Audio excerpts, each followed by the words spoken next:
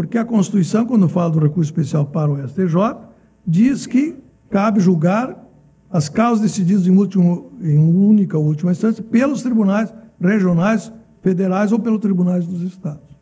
Isso se superou, de certo modo, pela legislação infraconstitucional. Hoje nós temos, tanto para efeito de juizados especiais federais, quanto para juizados estaduais, o chamado pedido de uniformização de interpretação federal, que é um sucedâneo de recurso especial, que permite acesso ao STJ para uniformizar a interpretação de lei federal, que é, afinal de contas, uma das finalidades mais importantes, essa finalidade uniformizadora que o Superior Tribunal de Justiça exerce. Diz, são causas decididas por esses tribunais em única ou última instância.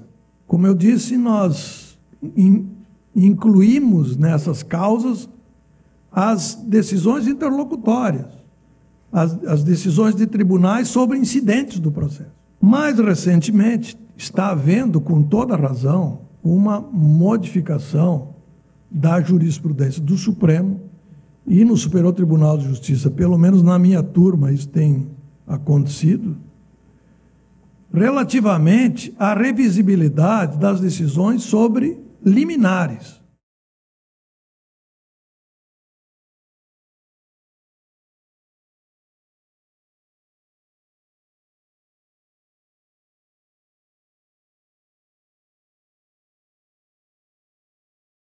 As decisões sobre liminares, o Supremo editou uma súmula, que é a súmula 735, que diz o seguinte: não cabe recurso extraordinário contra acordo que defere medida liminar. Essa súmula, ela diz menos do que poderia dizer. E, em alguma medida, ela diz mais do que deveria dizer. Ela diz menos porque as mesmas razões que levam ao não cabimento de recurso extraordinário contra a decisão que defere medida liminar, conduzem ao não conhecimento de recurso, ou não cabimento de recurso contra as decisões que deferem medida liminar. Aliás, que não deferem medida liminar. Por quê? Porque os fundamentos dessa súmula são os seguintes: o juízo que um tribunal faz, um juiz ou um tribunal faz, em liminar, não é um juízo que possa ser enquadrado como causa definitiva. Não é por se tratar de decisão interlocutória. Se diz assim, quando se trata de uma outra decisão interlocutória, a decisão que o tribunal dá é uma decisão definitiva a respeito da matéria. Porém, quando o tribunal, um tribunal ordinário ou um juiz, decide a respeito de uma medida de urgência, uma medida provisória, ele está fazendo um juízo de plausibilidade, sujeito à revisão pelo próprio tribunal ou pelo próprio juiz ordinário. De modo que, se trata de decisão sujeita à revisão pelas próprias instâncias ordinárias, não se trata de causa decidida definitivamente, nem do incidente, muito menos do mérito. De modo que não cabe recurso especial, e o Supremo diz, não cabe recurso extraordinário, das decisões que fazem juízo de probabilidade a respeito do direito federal ou do direito constitucional. Num dos precedentes dessa súmula se fala claramente também do recurso especial para o Superior Tribunal de Justiça. Os fundamentos são os mesmos. De modo que aqui está havendo, com toda razão, uma revisão da ideia tradicional de que se pode interpor recursos ordinários de decisões que fazem um juízo perfunctório a respeito de determinada norma federal ou constitucional. Como eu disse na minha turma, isso já está mais ou menos sedimentado, e quanto à existência ou não do perículo in mora, geralmente envolve matéria de fato, também não se pode conhecer, porque matéria de fato não significa ofensa à Constituição ou ofensa à lei federal diretamente. Mas a súmula diz mais do que deveria dizer, porque não é também tão absoluta essa limitação de acesso à instância extraordinária em matéria de liminar, especialmente se tratando do Superior Tribunal de Justiça. Por exemplo, se um juiz defere uma liminar num caso que está proibida a liminar, nós temos aí uma ofensa à norma que estabelece a regra sobre liminar. Não é o direito material que foi objeto de uma apreciação, vamos dizer assim, provisória. Aí é a própria concessão da medida liminar, a própria regra a respeito da concessão de medida liminar que foi ofendida. Num caso desse, obviamente, que vai caber recurso especial. Então, nós temos avanços, e eu acho que esse é um avanço importante no sentido de estabelecer os adequados limites, quer dizer, a revisibilidade das medidas de urgência pelos recursos extraordinários devem ser limitados, e com toda razão devem ser, e o Supremo já até editou essa súmula mais ou menos recente a respeito do assunto. Diz: cabe, então, de causas decididas quando o acordo recorrido contrariar tratado ou lei federal ou negar-lhes vigência. Contrariar significa dar um sentido contrário, ou negar a sua aplicação. Daí a distinção entre contrariar diretamente, dar um sentido, uma interpretação inadequada, ou deixar de aplicar, ou contrariar indiretamente, ou seja, dar um sentido, uma interpretação correta, mas aplicar em situação de fato inadequada. Aqui, em geral, o juízo a respeito de ser ou não adequada à situação concreta, à incidência da norma, não é um juiz de direito, mas um juiz de fato, e aí nós esbarramos na impossibilidade de revisar fatos, puramente fatos. O conceito de lei federal também é um conceito que tem que ser limitado. Não é qualquer norma produzida por um órgão federal, uma fonte normativa federal, que é considerado norma, lei federal, para esse efeito. Se considera lei federal, eu estou dizendo que se considera baseado no que tem decidido a jurisprudência do STJ e o que decidia a jurisprudência do Supremo. Se considera aqueles atos normativos de caráter geral e abstrato, produzidos por órgão da União, com base em competência derivada da própria Constituição.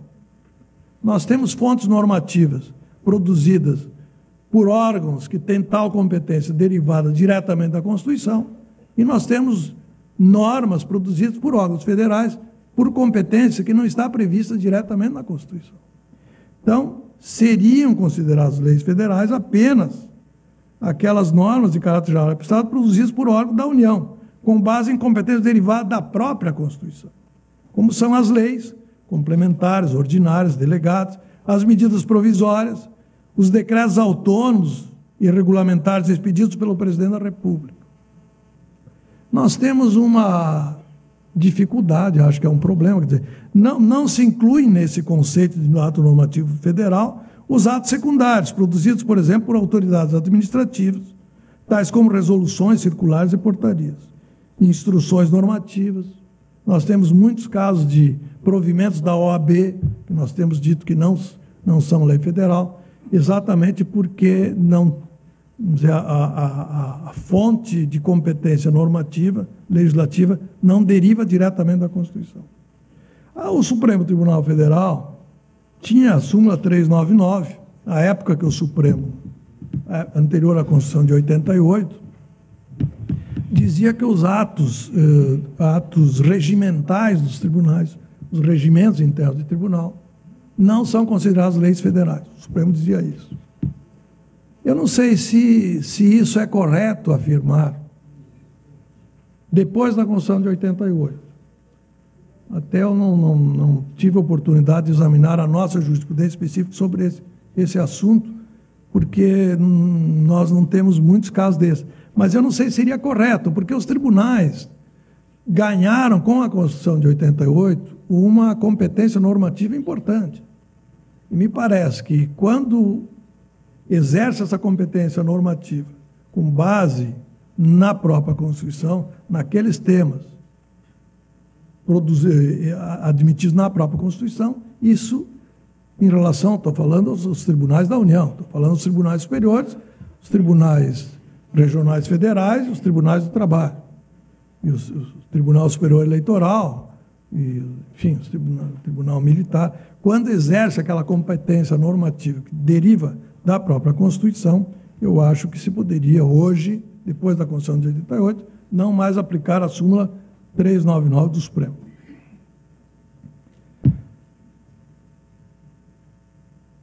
Também se diz, e o Supremo tem a súmula 636, que se aplica perfeitamente ao recurso especial do Superior Tribunal de Justiça, que não se considera ofensa à lei federal ou à Constituição para esse efeito, quando o exame dessa ofensa depender de exame de legislação de outra natureza. Por exemplo, se para saber se houve ofensa à lei federal, seja necessário examinar a legislação estadual ou municipal.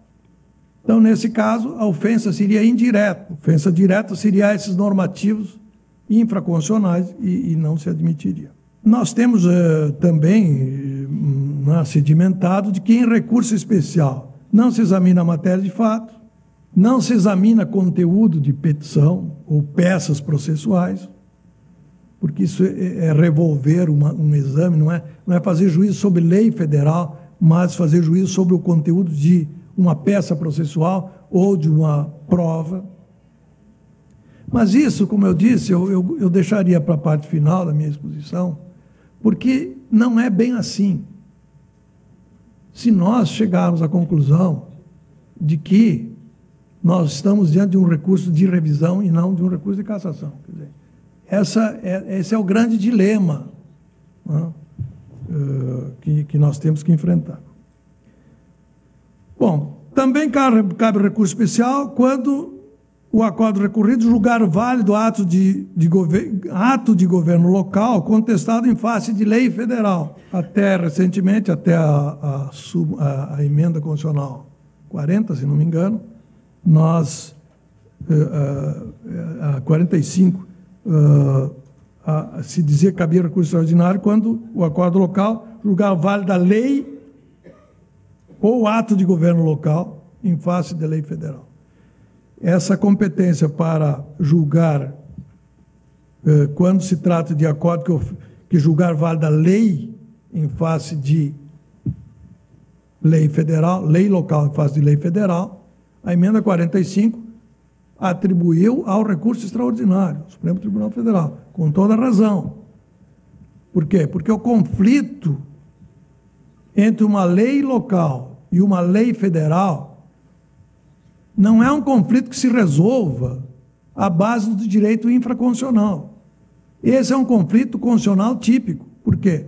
Porque envolve exame das competências normativas que estão na Constituição. Para resolver o conflito entre uma lei local e uma lei federal, nós não resolvemos isso pelo princípio da hierarquia, porque não existe hierarquia. Existe a competência legislativa. É a Constituição que diz quem é que é competente para legislar sobre aquela matéria. Então, o exame dessa questão envolve necessariamente o exame da competência legislativa, cuja matriz é a própria Constituição. Isso é matéria constitucional. Nós temos, vamos dizer assim, enfrentado dificuldades no STJ, assim como o Supremo já tinha, mas acho que o Supremo lá pelas tantas resolveu melhor do que o STJ, do ponto de vista técnico, embora essas questões envolvam também um juízo político importante, que é a questão de saber se cabe recurso especial ou não, quando se alega ofensa ao princípio da equidade, especialmente em matéria de valoração de danos morais e que ocorre mais frequentemente em matéria de fixação de honorários advocatícios.